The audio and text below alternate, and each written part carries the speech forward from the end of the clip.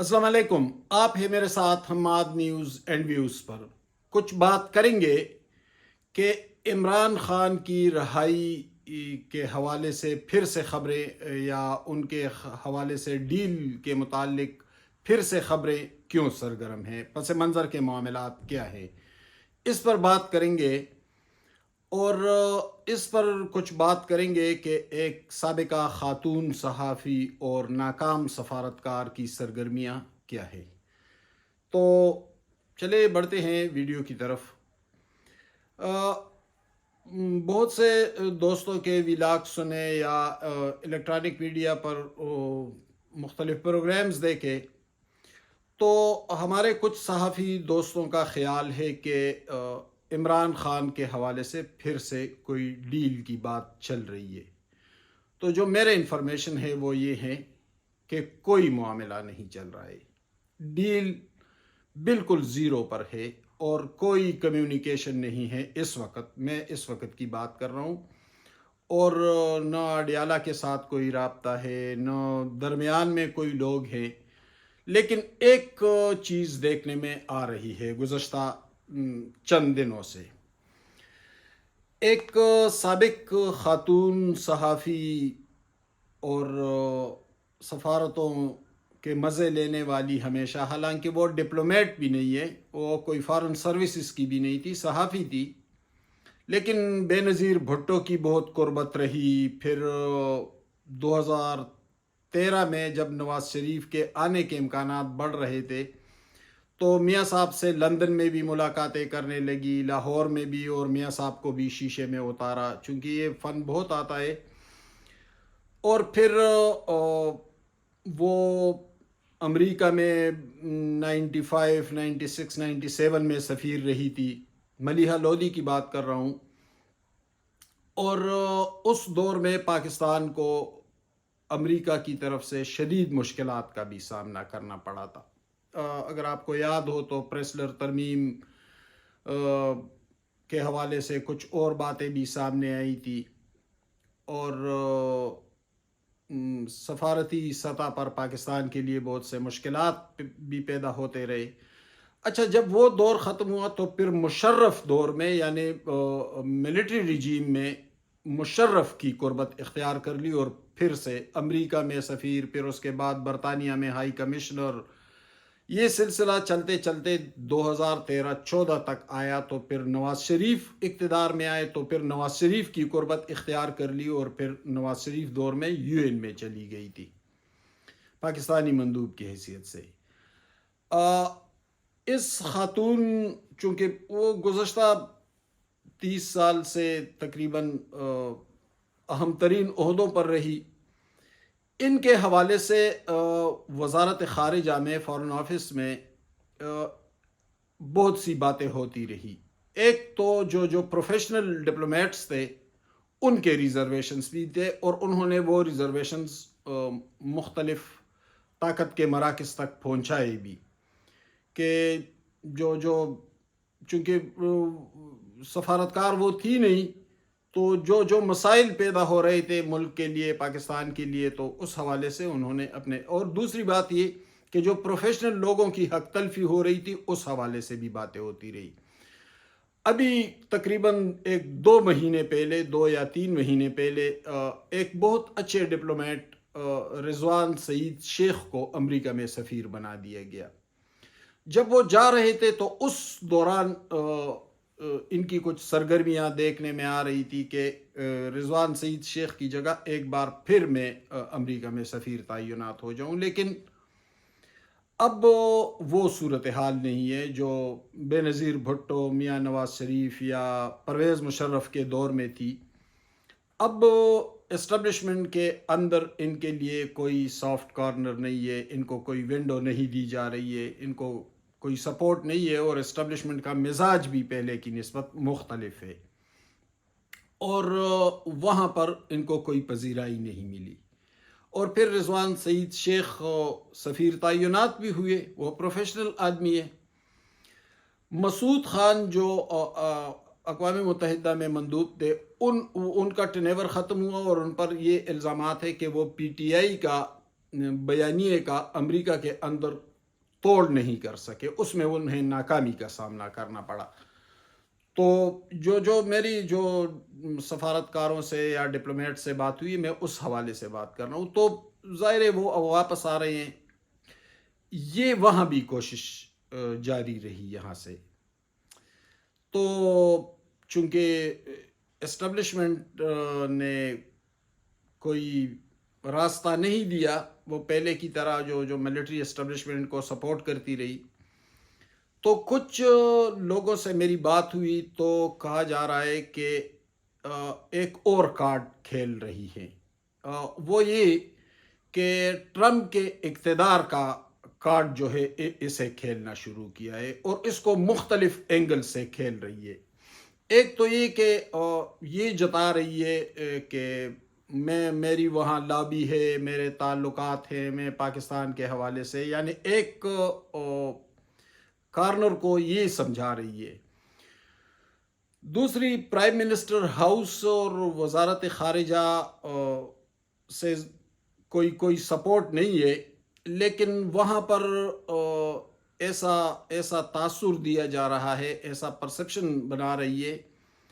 کہ امریکہ میں اگر میں تعینات ہو جاؤں اقوام متحدہ میں یا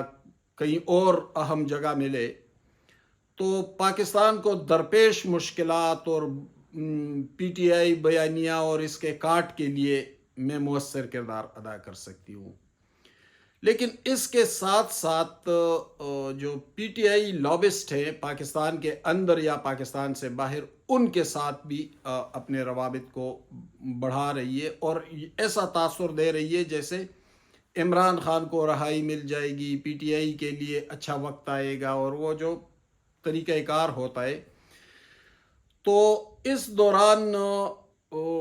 بشرا بی بی سے، بعض ذرائع کے مطابق بشرا بی بی سے بھی رابطہ ہوا ان کا، اور پی ٹی آئی کے ایک دو اہم لوگوں سے بھی رابطہ ہوا۔ لیکن آخری خبر جو ہے، جو اہم ترین خبر ہے، وہ یہ ہے کہ پنڈی کی طرف سے پیغام دیا گیا کہ کوئی اہمیت نہ دی جائے، یعنی جو ماضی میں جو کچھ ہو چکا ہے وہ بس ہو چکا ہے۔ دوسری بات یہ کہ ایک تو ان کی عمر بھی کافی زیادہ ہے، تقریباً 75 ایج ہے، تو یہ عمر سفارتکاری کے حوالے سے وہ ٹائم گزر چکا ہے۔ جن لوگوں سے میری بات ہوئی تو انہوں نے کہا کہ ڈپلومیسی کے حوالے سے 70 کے بعد معاملات پھر دبنا شروع ہو جاتے ہیں۔ تو خبر یہ ہے کہ محترمہ عمران خان کی رہائی کے لیے یا اسٹیبلشمنٹ کے ساتھ ڈیل کروانے کے لیے، اور اسٹیبلشمنٹ امریکہ اور عمران خان کو ایک پیج پر لانے کے لیے جو کھیل کھیل رہی تھی، اس سے جگہ جگہ پر ایسا اس خبر کو لیک کیا گیا جیسے عمران خان کو رہائی مل رہی ہے یا عمران خان کی ڈیل ہو رہی ہے۔ اصل معاملات وہی تھے جو یہ خاتون صحافی اپنے انٹرسٹ کے لیے کھیل رہی تھی، اور ایسا تاثر اس سے گیا جیسے کوئی ڈیل کے معاملات چل رہے تھے، حالانکہ یہ ڈیل کے معاملات نہیں تھے۔ یہ معاملات دراصل اپنی ذات کے لیے کچھ کوششیں تھیں، اور وہ کوششیں یہ تھی کہ اسٹیبلشمنٹ اور پی ٹی آئی کے درمیان ایک بڑا خلیج ہے،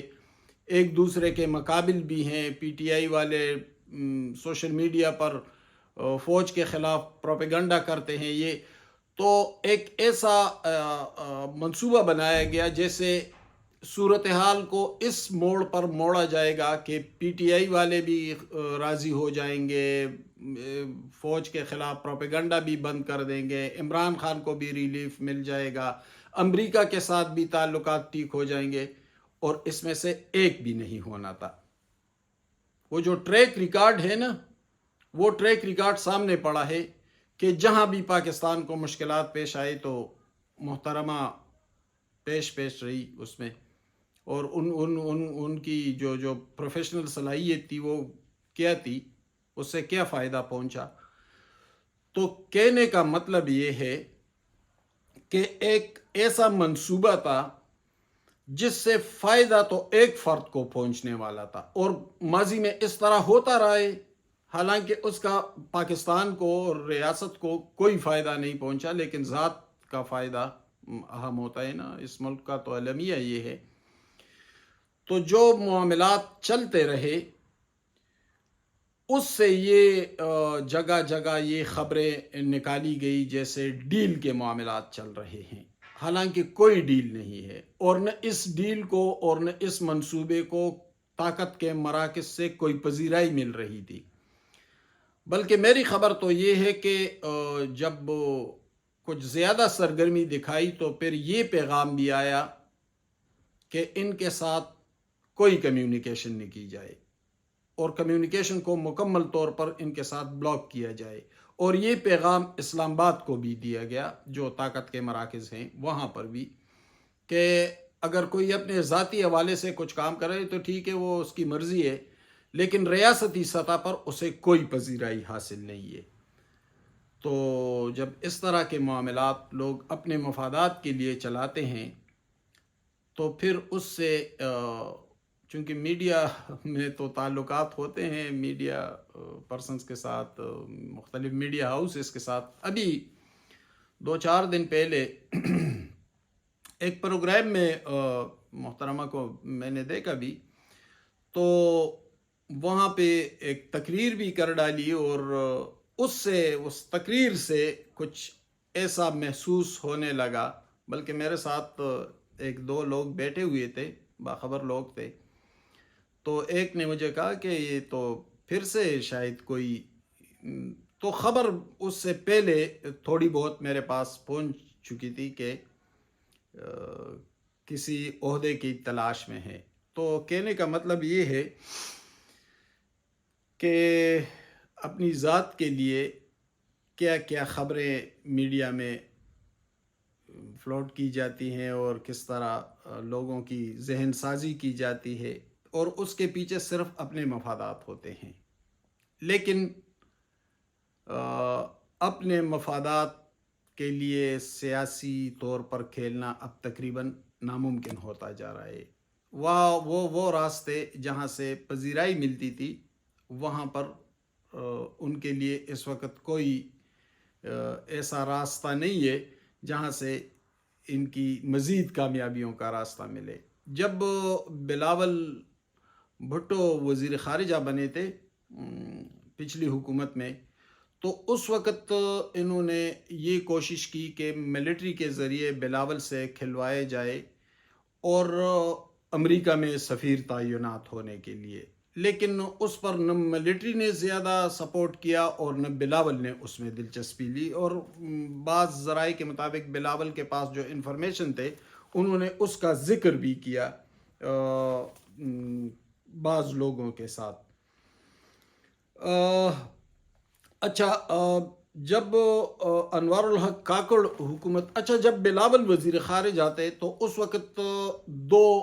اہم عہدوں کے لیے کوششیں کی گئی تھی۔ ایک امریکہ میں سفیر تعینات ہونے کے لیے، اور دوسری کوشش تھی نیشنل سیکورٹی ایڈوائزر کے لیے کہ نیشنل سیکورٹی ایڈوائزر تعینات کیا جائے، لیکن دونوں نہیں ہوئے، اور نہ اس پر بلاول راضی ہوئے تھے نہ اس پر ملٹری اسٹیبلشمنٹ راضی تھی، تو کہیں سے پذیرائی، لیکن یہ 2 آئیڈیاز اپنے حوالے سے اس کے لیے کوششیں ہوئی تھی۔ پھر جب انوار الحق کاکڑ کی حکومت بنی تو ذرا پروفائل کو، سی وی کو بہتر بنانے کے لیے وزیر خارجہ کی حیثیت سے بھی بہت کوششیں ہوئی، اور کچھ ادھر ادھر سے کھلوایا بھی گیا، لیکن کہتے ہیں کہ پنڈی نے اس کو مکمل طور پر رد کر دیا تھا، اور کہا تھا کہ وزیر خارجہ کی حیثیت سے ہمارے بہت تحفظات ہوں گے۔ تو ظاہر ہے کہ انوار الحق کاکڑ کو کون لایا تھا اور اس کے پیچھے کون تھا، تو ظاہر ہے جب وہاں سے ناراضگی تھی یا وہاں پر رضامندی نہیں تھی تو پھر تو ایسا ہونا ممکن نہیں تھا، تو وہ سلسلہ بھی نہیں چلا۔ یعنی گزشتہ 2-3 سال سے ملٹری اسٹیبلشمنٹ اور طاقت کے اہم مراکز جو ہیں وہ ان کے حوالے سے کچھ تحفظات کا شکار بھی ہیں، اور وہ جو مشرف رجیم میں یا بے نظیر بھٹو کے دور میں یا میاں نواز شریف کے دور میں پذیرائی ملی تھی، تو وہ پذیرائی اب ان کو نہ سیاسی طور پر مل رہی ہے اور نہ اسٹیبلشمنٹ کی سطح پر مل رہی ہے۔ تو سارا کھیل اسی لیے رچایا گیا کہ چونکہ ایک تبدیلی امریکہ میں آ گئی ہے، پاکستان کے اندر کچھ تاثر ابھرنے لگا ہے، تو اس کا فائدہ اٹھانے کے لیے ڈیل کا ایک شوشہ چھوڑا گیا، لیکن نہ ڈیل چل رہی ہے، نہ ڈیل کو کوئی پذیرائی مل رہی ہے۔ یہ ایک فرد کی ذاتی کوشش تھی، اور وہ ذاتی کوشش کوئی سیاسی سطح پر بھی نہیں تھی، اس کا اسٹیبلشمنٹ بھی اس کوآرڈینیشن میں نہیں تھی، اور اس کو کہیں سے پذیرائی بھی نہیں ملی تھی۔ یہ ایک ذاتی منصوبہ تھا، اور وہ ذاتی منصوبہ نہیں چل پڑا۔ بہت شکریہ، میرے ساتھ رہیے۔